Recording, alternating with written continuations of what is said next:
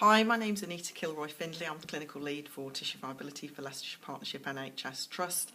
And as my job title suggests, I'm a nurse and I love my job, I love my patients, and I am absolutely passionate about improving things for them. That's probably what led me to utilising some of the latest research around chronic wounds. It was quite shocking when the original research was published by a guy called Julian Guest that demonstrated that the burden of wound care in the UK is £5.3 billion. That is massive. What was more frightening within it is the number of chronic wounds which are not being properly assessed. We now have a national sequin addressing that. Coupled with that was research around a type of infection that scientists have been aware of for a while, but we weren't, and we weren't aware of the effect it had on wounds, and that low-level infection is called a biofilm. So what I did is I worked with industry partners, in particular a company called Biofilm, and devised a pathway to look at removing and eradicating and preventing the return of a biofilm to a wound. And we've trialled it, we found it successful, we've tweaked it since, we're learning all the time, which is perhaps one of the best things about it.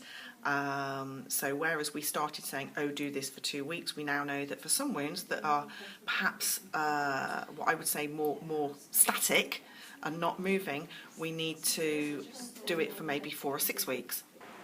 2 years ago, I was unfortunate to have cellulitis, which put me in hospital for a fortnight. And when I came out, the ulcers, the legs were so raw and bad with this condition that the ulcers started. And I had the district nurses coming to dress them regularly, and then it was so bad that I got leakages on the same day that they'd been to do the dressing. I got leakages by the end of the day. That was how bad it was. This unfortunately caused an odour, which I was aware of, but in my mind wondered whether they were aware of. And this is it's an horrible thought. And even to the extent of visiting my grandchildren, I thought, well, if I can smell it, they're going to. So you're reluctant to go to visit, like, you know. So, and if I did go, I would sit the other end of the room with my legs under the table. And the worst time the worst peak of it all, I had my daughter put cling film around my leg to stop it while I was there. And all the while you can't be relaxed. You're not relaxed, so you can't enjoy your visit. So you're sitting there thinking, I want to go home. I want to go home, you know. And it's just not natural. And this is how it affects you. And that's just one aspect of it. Not to mention that showering, you can't do that. Shoes, holidays, you have to make arrangements. It just upsets your life total.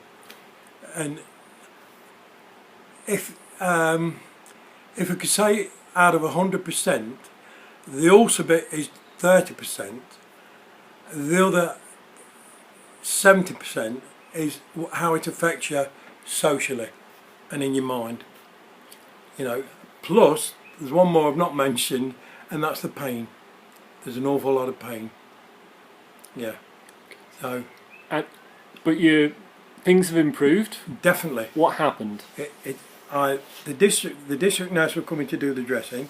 They realised, you know, it wasn't getting much better, so they suggested that they inform the tissue viability nurse and would like to have a try at that. I said, I'd do anything just to get rid of this. So lo and behold, tissue viability nurse came, which was Anita and Vicky. They had a look at it and said, I'm sure our treatment can improve. They said it's fairly painful, but if you can stand the pain, we'll do it. The thing I really love about this pathway is it provides nurses with a structure to follow. It's really clear. and done correctly, it makes a massive difference to patients. And I think the problem with healthcare is often the things that get published in the media, in the news, tend to be the huge innovations, the huge research projects, the huge new investments in X, Y and Z. And what gets forgotten is the smaller work that actually makes a huge, huge difference to the quality of life for patients, but just goes under the mill because, do you know what? We view it as part of our job. But when I get a patient who I hear is on the biofilm pathway and goes into clinic and says to the nurse, with a huge grin on his face, somebody sat next to me on the bus today for the first time in 2 years. That's what makes my day.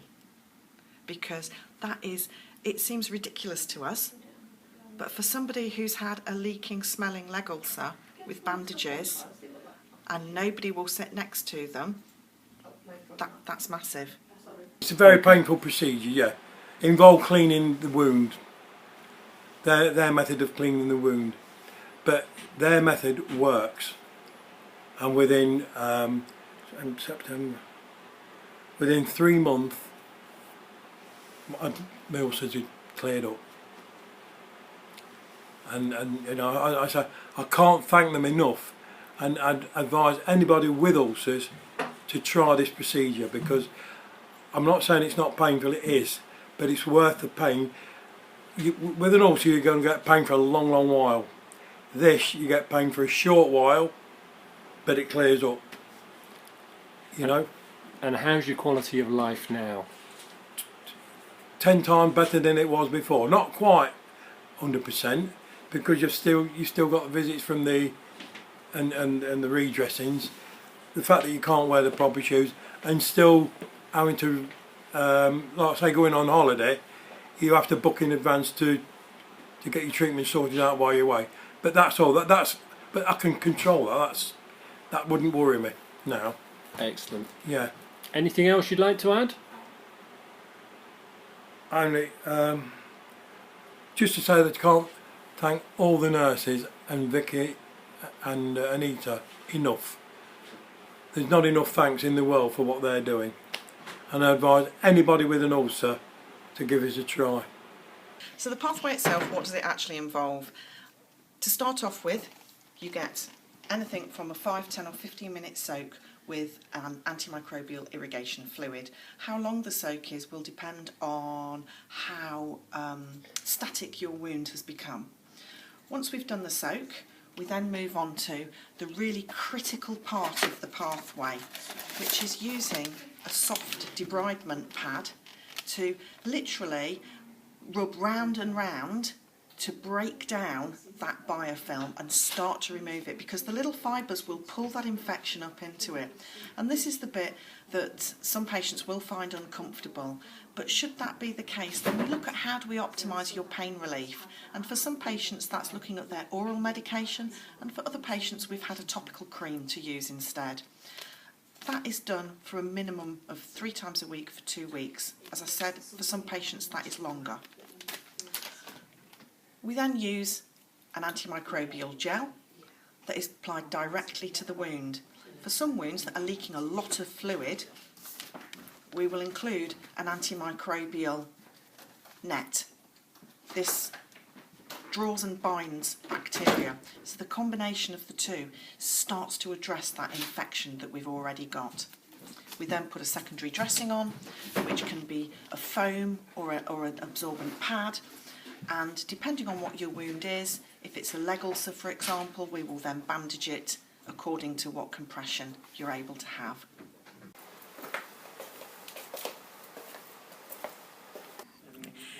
If you're a healthcare professional and you would like to know more about the pathway and would like maybe a copy of it, access to some resources, I can be emailed at Leicestershire Partnership NHS Trust, or it's available in the Humour edition that was published in 2018 by Wounds UK.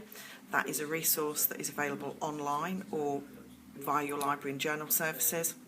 You can also be contacted via the main Leicestershire Partnership NHS Trust telephone number.